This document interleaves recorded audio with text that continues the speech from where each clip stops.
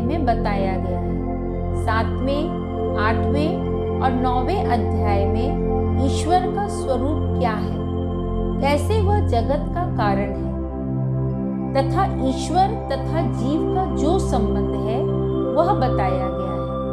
अब 10वें अध्याय में भगवान स्वयं अर्जुन को कहते हैं कि मैं तुम्हें बहुत महत्वपूर्ण बात बता रहा हूँ। इसीलिए बता रहा हूँ क्योंकि इस ज्ञान से तुम्हारा कल्याण होगा।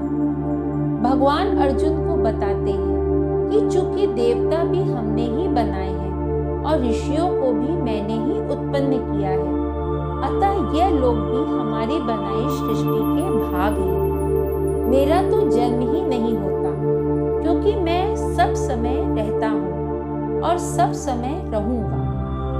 जो व्यक्ति मेरे इस स्वभाव को जान लेता है जीवन में आनंद पाने लगता है, क्योंकि उसे यह बात मालूम हो जाती है कि संसार को चलाने वाला मैं हूँ। मैं न्याय के नियमों को कभी नहीं छोड़ता।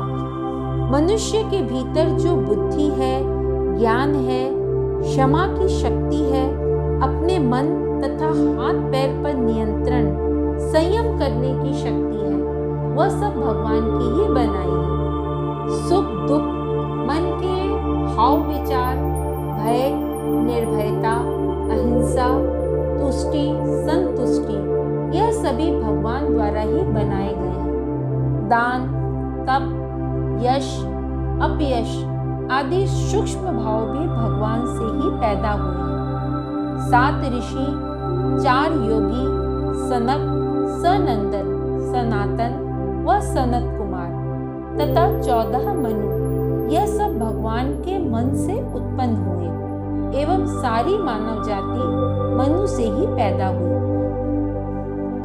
भगवान कहते हैं कि किसी भी जाति या धर्म का व्यक्ति हो, यदि हमारे इस विभूति तथा योग को जान लेता है, वह हमें ठीक ठाक जान लेता है। विभूति शब्द का अर्थ है भगवान की एक सत्ता का जगत में अनंत रूप से प्रकट होना।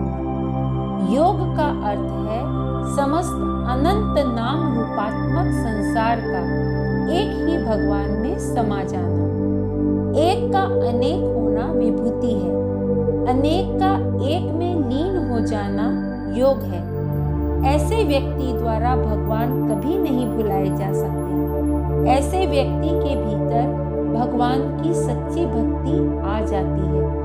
भगवान कहते हैं कि चूंकि ऐसे व्यक्ति हमारे ही बारे में चर्चा करते रहते हैं, इसीलिए वे हरदम आनंदित रहते हैं। ऐसे लोगों को मैं ज्ञान भी दे देता हूँ जिससे वह हमें पा लेते हैं। यदि कोई भगवान से प्यार करने लगे तो उसके कल्याण की जिम्मेदारी भगवान स्वयं ले लेते हैं।